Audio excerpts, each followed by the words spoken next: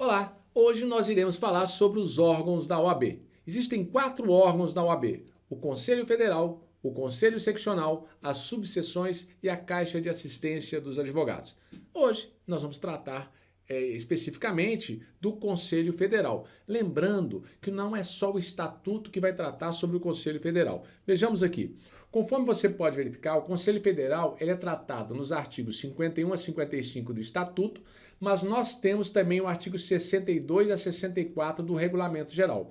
Portanto, quando você estiver estudando sobre o Conselho Federal, você terá que verificar o Regulamento Geral também.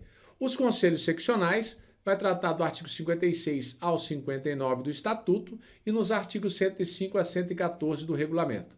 As subseções nos artigos 60 e 61 e artigos 115 e 120 do Regulamento Geral. Já a Caixa de Assistências, no artigo 62 do Estatuto e nos artigos 121 a 127 do Regulamento Geral. Não adianta estudar só pelo Estatuto, você vai ter que ler o Regulamento Geral. Se você ainda não tem o Regulamento Geral, é bom que você baixe. Vamos ver o que diz o artigo 51. O Conselho Federal compõe-se dos conselheiros federais e dos seus ex-presidentes, sendo que os conselheiros federais eles são integrantes das delegações de cada unidade federativa. Isso significa que cada unidade federativa vai escolher 3 advogados para formar essa delegação.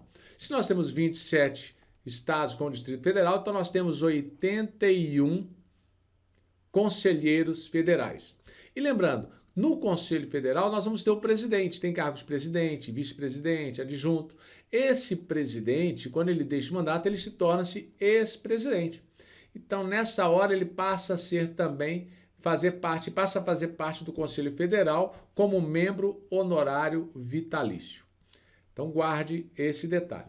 O que nós temos que saber? Que cada delegação é formada por 3 conselheiros federais. É o que eu disse. Cada delegação é formada por 3 conselheiros federais. E os ex-presidentes têm direito apenas à voz nas sessões.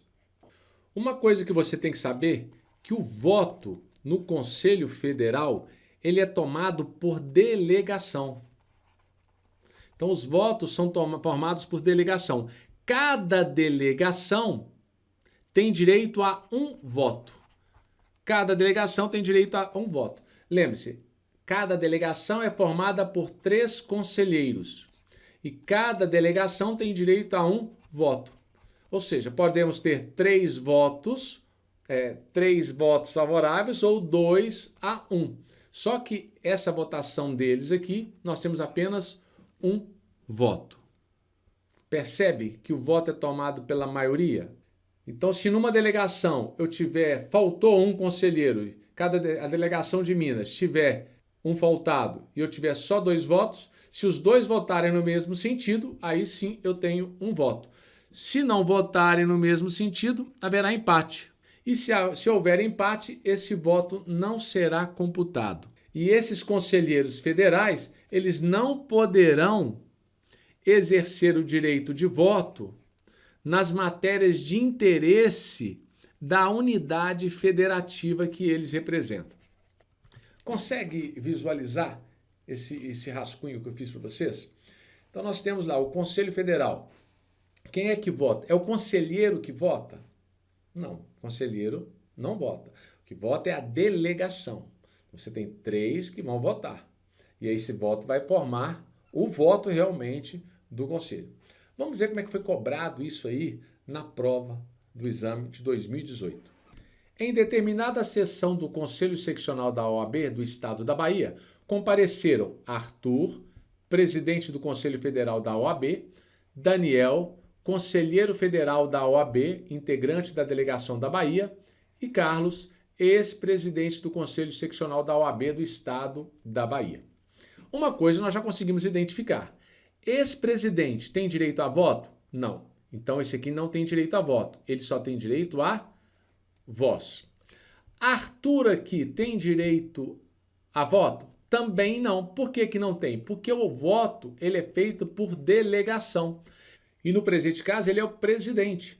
Daniel, conselheiro federal da OAB, integrante da delegação da Bahia, tem direito a voto? Não, não tem direito a voto aqui, porque ele tem direito à voz. Para que ele possa votar, os outros 3 da delegação terão que votar junto com ele. É lógico que se esse votar favorável e esse, nós teríamos 3 votos, 3 votos positivos, teria 1 voto.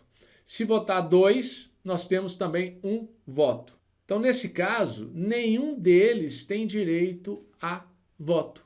Então, de acordo com o Estatuto da OAB, para as deliberações nessa sessão, Arthur tem direito à voz? Certo. E a voto? Não. Daniel e Carlos têm direito somente à voz? Aqui correto. Mas essa aqui não é a resposta porque nós já eliminamos aqui. Então, vamos colocar errado aqui para não confundir. Daniel tem direito à voz? E voto? Errado.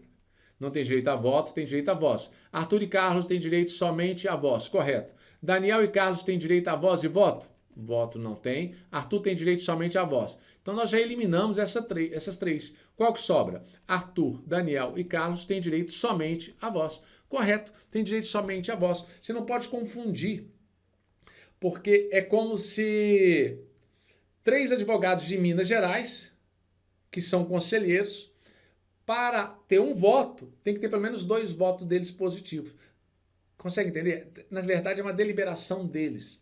Por isso que a resposta correta é letra D. Espero que você tenha entendido. Qualquer dúvida, me encaminha para que eu possa te explicar. Um grande abraço.